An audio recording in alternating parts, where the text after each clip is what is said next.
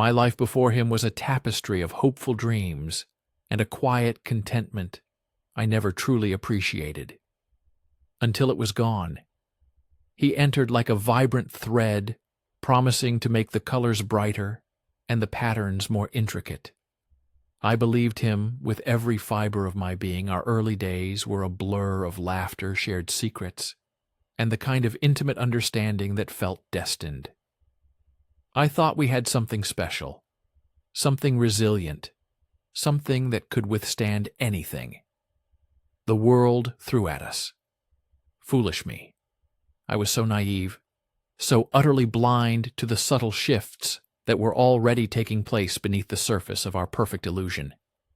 It started slowly, a missed call here, a late night, there an excuse about work or friends that felt just a little too rehearsed. I dismissed them all as harmless minor inconveniences of a busy life, a testament to his ambition perhaps, or his popularity. I told myself I was being paranoid, that my insecurities were playing tricks on my mind. He was devoted. He was loving. He was mine.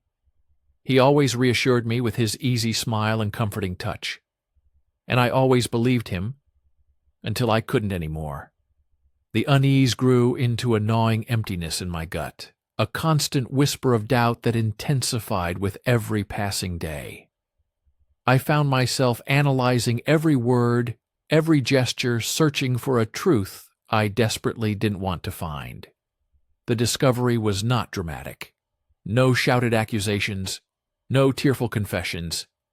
It was mundane, almost cruelly.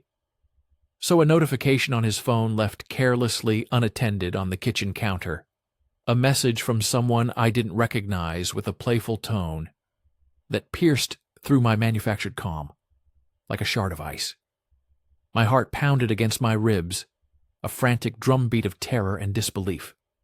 I picked up the phone, my hands trembling, a cold dread washing over me as I scrolled through a history of texts that painted a picture so vivid, so undeniable, it stole my breath away.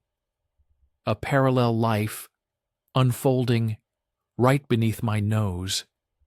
A narrative he had carefully constructed to keep me in the dark while he built another world with someone else. The words swam before my eyes, a kaleidoscope of betrayal and deceit, affectionate nicknames, future plans, shared jokes that mirrored our own so perfectly. It felt like a cruel parody of our relationship. I saw fragments of our life together twisted and recontextualized, used to create a false intimacy with another person.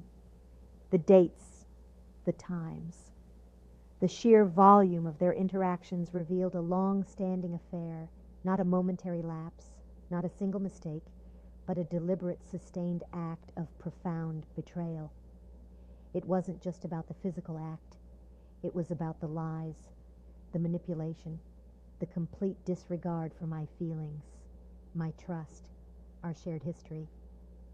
It was about erasing me from a significant part of his existence while pretending I was his everything. The world stopped spinning for a moment. Time seemed to stretch and warp as I stood there, holding the evidence of my shattered reality. I felt a physical pain in my chest, as if someone had reached in and ripped out my heart, leaving a gaping void in its place. The initial shock gave way to a wave of nausea, a dizzying sensation of falling into an abyss of despair. How could someone I loved so deeply, someone I trusted implicitly, inflict such a wound? I kept asking myself what I had done wrong, what I had missed, what I could have changed to prevent this devastation, but there were no answers. Only a deafening silence and the echo of my own broken dreams. The confrontation was anticlimactic. His excuses were weak, his apologies hollow. His remorse seemed more for getting caught than for the pain he caused. I saw a stranger in his eyes, a man I thought I knew, but who was clearly capable of an emotional duplicity I couldn't comprehend. His words were just more lies, weaving another tangled web around the truth.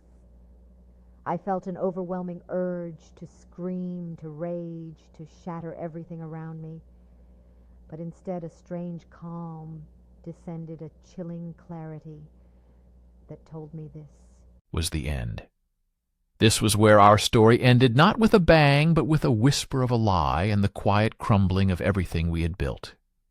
The days and weeks that followed were a blur of tears, sleepless nights, and an unbearable ache that settled deep in my bones. I felt like a ghost, haunting my own life, moving through the motions, without truly living the simplest tasks, felt monumental. The smallest sound was jarring. I lost my appetite, my energy, my desire to do anything but retreat into the darkness of my grief. I wrestled with conflicting emotions: anger, resentment, sorrow, shame, confusion, self-blame. I questioned my worth, my attractiveness, my judgment. I wondered if I was somehow complicit in my own heartbreak, if I'd been too trusting, too loving, too blind to the obvious signs. Friends tried to offer comfort. Family tried to distract me, but their words felt distant, their gestures hollow, in the face of my internal torment. I knew they meant well, but no one could truly understand the profound sense of loss, the shattering of a future that had felt so certain, the utter devastation of realizing that the person you thought was your safe harbor was actually the storm itself. I spent countless hours replaying every memory, every conversation, every touch, searching for clues I had missed, for red flags that now seemed glaringly obvious in hindsight. But hindsight is a cruel companion, offering only clarity when it is too late to change anything. Slowly, gradually, painstakingly, I began to emerge from the haze. The pain didn't disappear, but it softened its edges, becoming less sharp, less suffocating. I started to reclaim small pieces of myself, going for walks, listening to music, reading books, anything to reconnect with the person I was before the betrayal. I realized that his actions were a reflection of his character. Not mine. His choices were his responsibility. Not my fault. I was not less worthy, less lovable, or less deserving of happiness. Because someone else chose to be unfaithful, his infidelity was a testament to his failings, not to mine. The journey of healing is not linear. There are good days and bad days, moments of despair, followed by fleeting moments of hope. I learned to lean on my own strength, to trust my own instincts again, to prioritize my own well-being over the need for external validation. I learned that forgiveness is not about absolving the other person of their wrongdoing, but about freeing yourself from the burden of anger and resentment. It is a gift you give yourself, not them. I may never fully understand why he did what he did, and perhaps I don't need to. The answers he might offer would likely only serve to complicate a truth that is already painfully clear. What I gained from that crushing experience was a profound understanding of resilience, of self-love, and of the absolute necessity of boundaries. I learned that love should never come at the cost of your peace, your trust, or your self-respect. I learned that true strength lies not in avoiding pain, but in facing it head-on and walking through the fire and emerging on the other side scarred but not broken. I am not the same person I was before the betrayal, but I am stronger, wiser, and more authentic. I carry the scars, but they are a testament to my survival, not my defeat. They remind me of what I overcame and what I am capable of enduring. I am rebuilding my life, brick by brick, day by day, creating a new narrative, a new future. One built on honesty, integrity, and an unwavering belief in my own worth. I am reclaiming my power and stepping into a future where I choose who I let into my life, and I will never again settle for anything less than a love that is true, transparent, and unconditionally kind.